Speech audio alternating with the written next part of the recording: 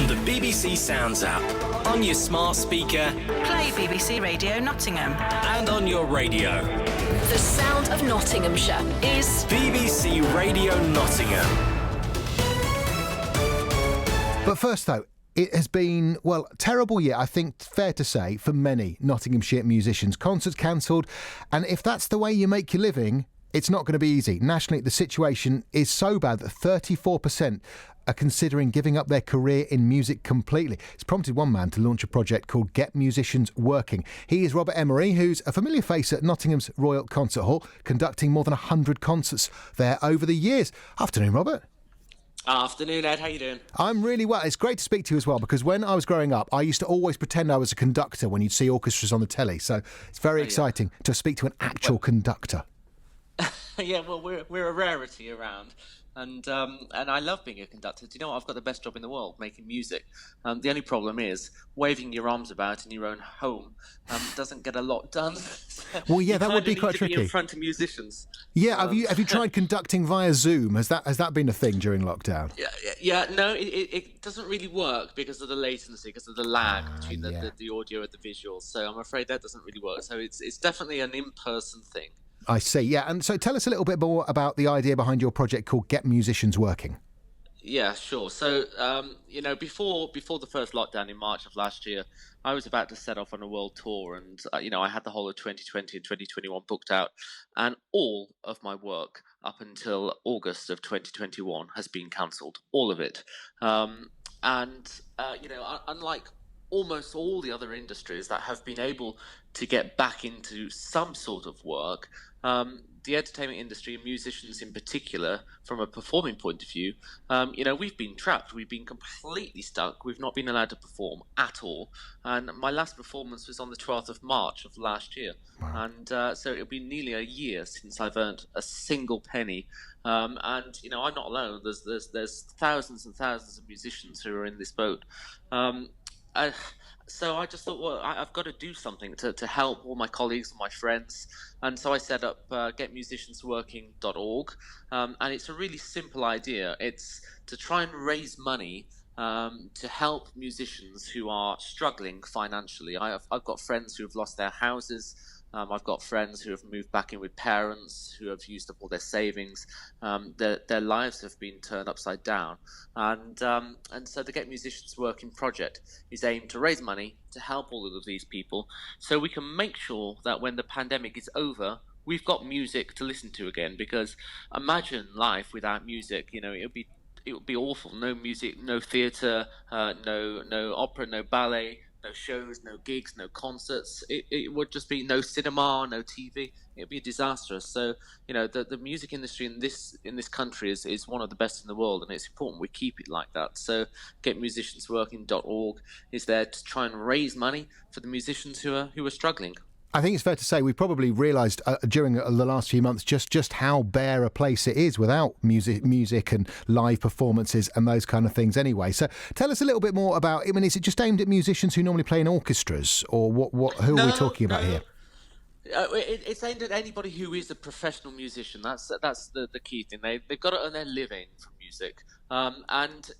Musicians, they're not lazy people. They work hard, they graft, and they don't want to just sort of sitting around doing nothing and hoping somebody's going to give them money. So in return for us giving them grants, they actually throw back into the community by giving educational information free of charge onto a website called Ted's List, which is teds-list.com.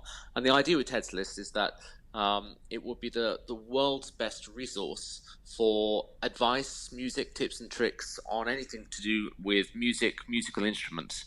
And so if you're out there as a parent and, I don't know, you've got a son or a daughter who's trying to learn the violin, but you're not sure which one you should go for or what the difference between a violin and a cello is, the idea with Ted's List is that the professional musicians who are currently unable to perform are able to give their experience and their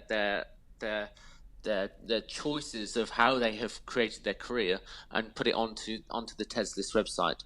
And hopefully it'll inspire and help the musicians of tomorrow. It sounds like a great resource, certainly. I mean, like, I'm sure most parents would go, oh, I'd love my kids to do more music. That sounds brilliant. So tell us a little bit. You must speak to so many musicians who have been struggling. So tell us about some of the stories that you've heard.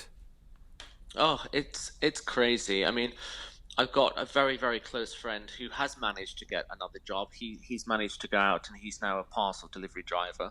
I've got another friend who is now, believe it or not, he drives ambulances around. And I've got several friends who are now drivers for the supermarket chains. The problem is 47% of musicians have applied for other jobs because they are financially struggling. But there's not many jobs around. And this is the thing, a lot of people immediately retort to me and say, but Robert, why don't the professional musicians just go and get another job? I say, well, the slight problem with that is there are, there's no jobs available. I mean, we're in a worse position in this country right now for availability of jobs than we have been in decades. And the idea that somebody who trained their whole life, 20, 30, 40 years to become a professional guitarist or flautist or drummer or whatever the instrument is, and the notion that they can sort of click their fingers and go and retrain and do something else is a bit fanciful, really. So, and as I said, we still need music at the end of this. One of the shocking statistics is 33% of all professional musicians have been unable to get any support from the government. It's a huge number, and so we are desperate. I know we're all in lockdown. I know that we're all in this state of being in an unusual, stressy situation. But the problem is, musicians have been in lockdown now for 10 months, and so I just ask people out there, if you value music in this country, if you value being entertained in any way, shape or form, and if you want to have that music again once the pandemic is over, it would be great to get your support. I mean, we certainly understand that obviously we all want music, we all need that, but I mean, I think it's fair to say everybody's finding it very difficult. So I guess the only fair question to ask is, why should musicians be a special case?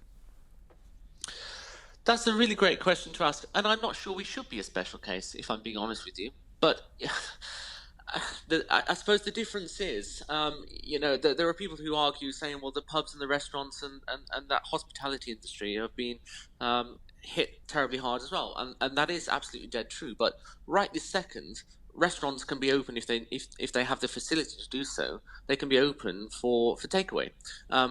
They have been open throughout this pandemic in general, whereas musicians and entertainment venues have been closed, full stop, since last March. And to my knowledge, it's the only industry that has been forced to close permanently since last March, right the way through to now. And I suppose, I fight for musicians because it's what I've done all my life. I'm a muso. Sure. But, there are actors and there are people who work in theatres who have been in the exact same position, who lost their jobs at the beginning of March. They don't have any income. And at the moment, theatres can't open, concert halls can't open. And we're all in that situation where we have to fight for what we believe in. And the music industry is so important. £5.8 billion it generated for the British economy last year. 5.8 billion. Now, if you compare that to something like fisheries, and we all know how during the Brexit negotiations, the whole fishing thing was such a big deal. It's worth 468 million a year.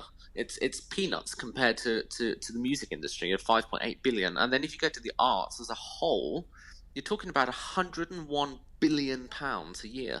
So from an economy point of view for the country, it's one of the biggest sectors that earned money for the country. So not only does it help everybody on a personal level, I mean, if you're in lockdown and you're by yourself now and you're sitting alone in your house or your flat, music is a source of emotional medicine for people. It really helps people.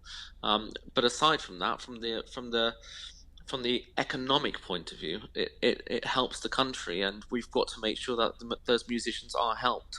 Well, Robert, good luck with Get Musicians Working, and we hope very soon to see you and your colleagues performing, maybe at Nottingham's Royal Concert Hall, which would be fabulous. Robert Emery, great to speak to you. Right, Jennifer Lopez to play now. This is In the Morning on BBC Radio Nottingham.